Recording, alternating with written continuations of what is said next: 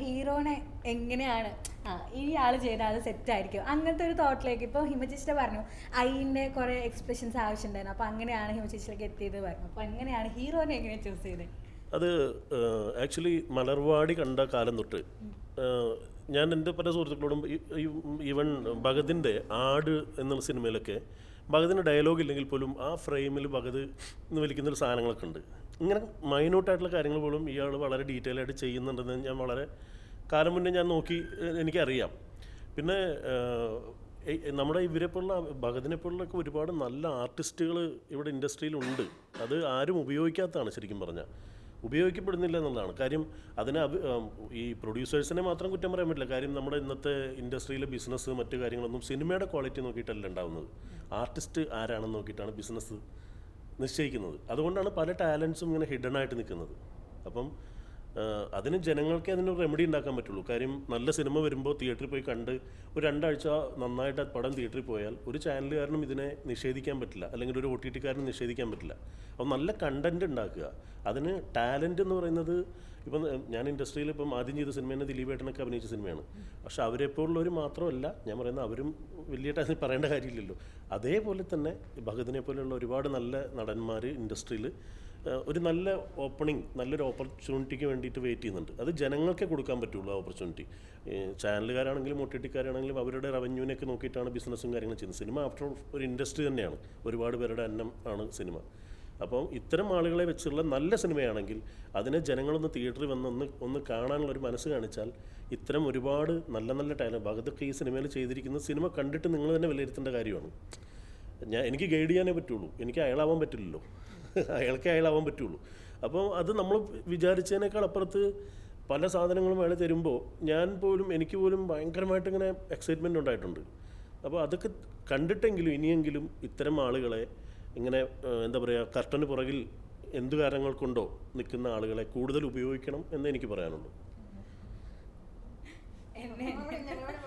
അതിന് ശരിക്കും എക്സാമ്പിൾ ഞാൻ പറയും. ഇപ്പോൾ സുരാജ് ചേട്ടനാണെങ്കിലും ഷാജു ചേട്ടനൊക്കെ ആണെങ്കിലും കോമഡി മാത്രം ചെയ്തുകൊണ്ടിരുന്ന ആൾക്കാർ ഇപ്പോൾ അവർ കോമഡിയേ ചെയ്യുന്നില്ല. ഒരു ക്യാരക്ടറാണ് രണ്ടുപേരുടെയും കരിയർ മാറ്റിയത് അല്ലേ?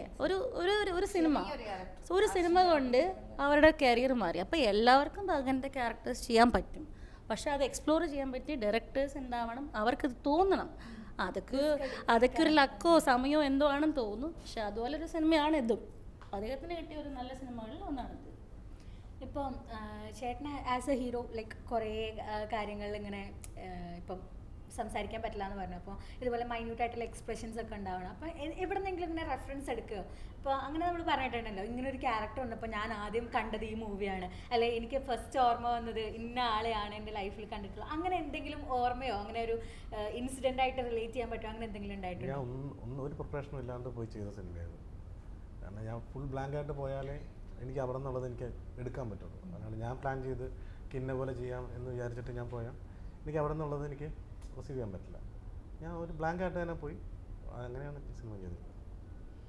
ഇപ്പം ലൊക്കേഷനിൽ വെച്ചിട്ട് ഭയങ്കര ഹാപ്പി ആയിട്ട്, അല്ലെങ്കിൽ ഇപ്പം നേരത്തെ പറഞ്ഞല്ലോ 2 എണ്ണം പൊട്ടിക്കാൻ തോന്നി എന്നൊക്കെ പറഞ്ഞില്ലേ, അതുപോലെ എന്തെങ്കിലും ഫണ്ണി ആയിട്ടുള്ള എന്തെങ്കിലും മൊമെന്റ്സ് ഓർമ്മയുണ്ടോ? ഒന്ന് ഷെയർ ചെയ്യാമോ? ലൊക്കേഷനിൽ എനിക്ക് തോന്നുന്നു ഭഗത്തിൻ്റെ കൂടെ ആയിരുന്നു കൂടുതൽ സമയം സ്പെൻഡ് ചെയ്തത്. ഞങ്ങൾ അങ്ങോട്ടും ഇങ്ങോട്ടും കുറേ തമാശകളൊക്കെ പറഞ്ഞിരിക്കുമായിരുന്നു. ഹിമയായിട്ട് ഞാൻ വൈകി ഇന്ന് രാവിലെ ഇപ്പോൾ അരമണിക്കൂർ മുമ്പ് ആദ്യമായിട്ട് കാണുന്നത്. ഞാൻ കണ്ടിട്ടില്ല, ഇപ്പോഴാണ് കാണുന്നത്. ഉള്ള സീൻസൊക്കെ എന്ന് പറഞ്ഞാൽ വളരെ സീരിയസ് ആയിട്ടുള്ള എപ്പിസോഡുകളായിരുന്നു. അപ്പോൾ അതുകൊണ്ട് ഞങ്ങൾ ഈ പറയുന്ന പോലെ വലിയ തമാശകൾ പറഞ്ഞ് പൊട്ടിച്ചിരിച്ച് നിൽക്കേണ്ട ഒരു സിറ്റുവേഷൻ. അവിടെ നിന്ന് പൊട്ടിച്ചിരിച്ച ചുമ്മാ അശോകട്ടൻ ഞങ്ങളെ എടുത്തിട്ട് പോയി. കാര്യമുണ്ടോ? ഷൂട്ടിങ് കഴിഞ്ഞുള്ള സീൻ, വൈകിട്ടത്തെ പാക്കപ്പ് കഴിഞ്ഞുള്ള സീനിനകത്ത് ഉണ്ടായിട്ടുണ്ട്. കുപ്പി മേടിക്കാൻ പോയ ആൾ തിരിച്ചു വന്നപ്പോൾ കുപ്പി ഇല്ലാതെ വന്നു. ചോദിച്ചപ്പോൾ പറഞ്ഞു അവിടെ നിന്ന് ഇറങ്ങിയപ്പോൾ തന്നെ 2 കുപ്പി താഴെ വീണ് പൊട്ടിപ്പോയി. അങ്ങനത്തെ സീനൊക്കെ ഉണ്ട്. അത് ജെനുവിനായിരുന്നു. അങ്ങനത്തെ സീൻ ഉണ്ടായിട്ടുണ്ട്. അല്ലാത്തപ്പോൾ എനിക്ക് തോന്നുന്നു ഈ പടം ചെയ്തുകൊണ്ടിരിക്കുന്ന full time while on the sets it was A very serious director ഭയങ്കര സ്ട്രിക്റ്റ് ആയിരുന്നു? സെറ്റിൽ ഒരു സൈലൻസ് ഉണ്ടായിരുന്നു. കാര്യം ആ സ്പേസ് നമ്മൾ യൂട്ടിലൈസ് ചെയ്യണം. ആ സൈലൻസിനെ യൂട്ടിലൈസ് ചെയ്താലേ നമുക്ക് ഇതിനകത്തോട്ട് കുറച്ച് ഫോക്കസ്ഡ് ആയിട്ട് പോകും. നമ്മൾ ക്യാമറ ഒക്കെ കട്ട് എന്ന് പറഞ്ഞു കഴിയുമ്പോൾ നമ്മൾ ഭയങ്കരമായിട്ട് ചിരിച്ചും കളിച്ചൊക്കെ ഇരുന്ന് കഴിയുമ്പോഴത്തേക്ക് പിന്നെ ആ പെട്ടെന്ന് ആ ഫ്ലോയിലോട്ട് വരാൻ ഇറ്റ്സ് ലിറ്റിൽ ഡിഫിക്കൽട്ട്. അങ്ങനത്തെ സിനിമ അങ്ങനത്തെ ഒരു ഇതായിരുന്നു. Director strict. തീറ്റ സമയത്ത് മാത്രമാണ് അങ്ങനത്തെ വാതുറക്കുള്ളൂ. ആ സമയത്ത് മാത്രമാണ് വാതുറക്കാൻ സമ്മതിക്കുള്ളൂ ഡയറക്ടർ. ഡയറക്ടർ സ്ട്രിക്റ്റ് ആണെന്ന് ചോദിച്ചു കഴിഞ്ഞാൽ സ്ട്രിക്റ്റ് അല്ല അതുകൊണ്ടല്ല ഇങ്ങനെ ഒരു ഡയലോഗ് പോലും ഇല്ലാതെ എപ്പോഴും ഇമോഷൻസ് വെച്ചിട്ട് സ്റ്റോറി കൺവേ ചെയ്യേണ്ട ഒരു സിനിമയിൽ ഷൂട്ടിനിടയ്ക്ക് എൻ്റെ യൂണിറ്റിലെ ആളുകളൊക്കെ ശബ്ദം ഉണ്ടാക്കിക്കൊണ്ടിരുന്നാൽ ഈ ആർട്ടിസ്റ്റിന് ഉണ്ടാകുന്നൊരു അതിൻ്റെ ഉള്ളിൽ നിന്ന് പ്രത്യേകിച്ച് ഭഗതിൻ്റെ ക്യാരക്ടറിൻ്റെ ഒരു മൈൻഡ് സെറ്റ് എന്ന് പറയുന്നത് ആ മൂവിയുടെ ഒരു പ്രത്യേക സ്റ്റേജ് കഴിഞ്ഞാൽ പിന്നെ ഒരു സെമി ക്രാക്കാണ്. അയാളുടെ മനോനില കൈവിട്ടു പോകുന്നൊരവസ്ഥയിൽ എന്നാൽ കുറച്ച് സമയങ്ങൾ അയാൾ കൺട്രോൾഡ് ആണ്. അങ്ങനെയുള്ളൊരു ക്യാരക്ടറാണ്. അപ്പോൾ അതിൻ്റെ ഇടയിൽ അവിടെ കൂക്കലും വിളിയും കാര്യങ്ങളും ഉണ്ടായിക്കഴിഞ്ഞാൽ അത് ഒരു പെർഫോമറെ അത് ബാധിക്കുമെന്ന് ചിന്തിക്കാനുള്ള കോമൺ സെൻസ് നമുക്ക് ഉണ്ടാവണമല്ലോ.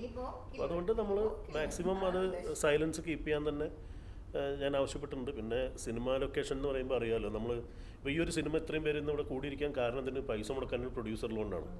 അപ്പം നമ്മൾ അയാളോടൊക്കെ കുറച്ച് കമ്മിറ്റ്മെൻറ്റ് കാണിക്കണം. ഒരു ദിവസം ഒരു സീനെങ്കിലും നമുക്ക് കൂടുതൽ എടുക്കാൻ പറ്റിയാൽ പ്രൊഡക്ഷൻ കോസ്റ്റ് കുറയ്ക്കാം.